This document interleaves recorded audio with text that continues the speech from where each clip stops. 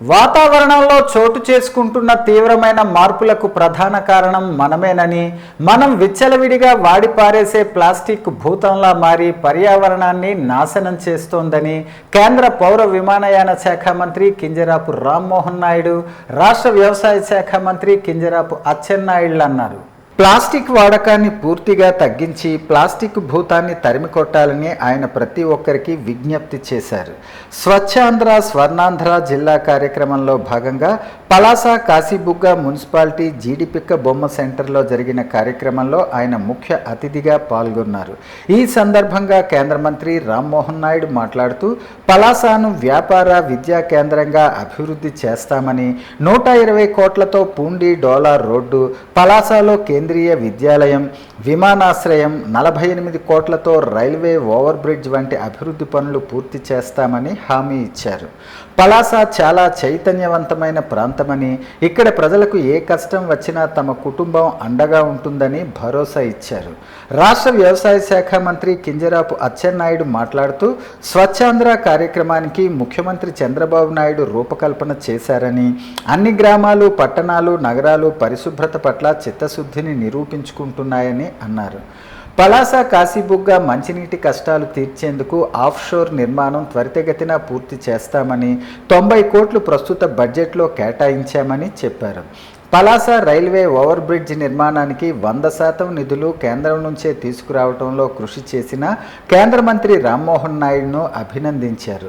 జిల్లా ప్రత్యేక అధికారి శశిభూషణ్ కుమార్ మాట్లాడుతూ జిల్లా సమగ్ర అభివృద్ధికి ప్రజాప్రతినిధులతో కలిసి రోడ్ మ్యాప్ రూపొందిస్తున్నామని తెలిపారు.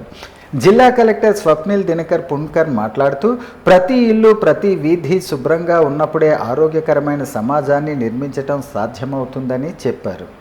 పలాస ఎమ్మెల్యే గౌతు శిరీష మాట్లాడుతూ వేసవిలో మున్సిపాలిటీకి నీటి కష్టాలు తీర్చిన మంత్రులకు, జిల్లా యంత్రాంగానికి కృతజ్ఞతలు తెలిపారు. పలాస కాశీబుగ్గ మున్సిపాలిటీని ఆదర్శ మున్సిపాలిటీగా తీర్చిదిద్దుతామని అన్నారు. కార్యక్రమంలో భాగంగా మంత్రులు ఇంటింటికి చెత్త సేకరణ కార్యక్రమాన్ని పరిశీలించారు. పలాస సిహెచ్సి ఎదుట రోడ్డును స్వయంగా శుభ్రం చేశారు. చెత్త నుంచి ఎరువు తయారీ విధానాన్ని అడిగి తెలుసుకున్నారు. అనంతరం స్టాళ్లను సందర్శించారు. మహిళలకు జూట్ సంచులను ఉచితంగా పంపిణీ చేశారు. కార్యక్రమంలో అందరూ స్వచ్ఛతా ప్రతిజ్ఞ చేశారు.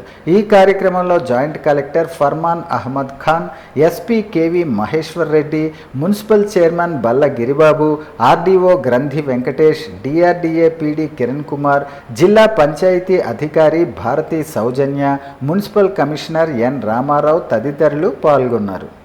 మేము అధికారంలోకి వచ్చేసరికి ఒక పాఠశాలకు వెళ్ళినా వరస్ట్ కండిషన్, ఒక ఆఫీస్కి వెళ్ళినా వరస్ట్ కండిషన్, ఏ రోడ్డు మీదకి వెళ్ళినా వరస్ట్ కండిషన్, డ్రైన్లు క్లీన్ చేసిన సందర్భాలు లేవు. ఒక పంచాయతీకి వెళ్ళినా, ఒక మున్సిపాలిటీకి వెళ్ళినా ఊరు ముందు చెత్తతో అత్యంత దారుణంగా గ్రామాలు, పట్టణాలు తయారయ్యాయి.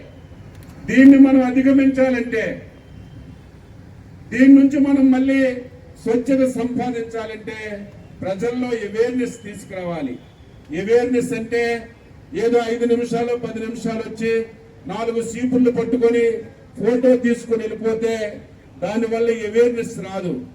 అందుకే మన ముఖ్యమంత్రి గారు నెలలో 3వ శనివారం ఎవరికి ఏమీ పని లేదు, ఉద్యోగస్తులకు కూడా చెప్పాం, మీరు మీ ఆఫీస్కి వెళ్ళండి, ఏమీ పని చేయొద్దు, ఆ రోజు మాత్రం మీరు స్వచ్ఛ ఆంధ్రప్రదేశ్ లో భాగంగా మీ ఆఫీసు, మీ పరిసరాలు, మీరుంటున్నటువంటి గ్రామాలన్నీ కూడా పరిశుభ్రంగా చేయమని స్పష్టంగా ఆదేశాలు ఇచ్చాము.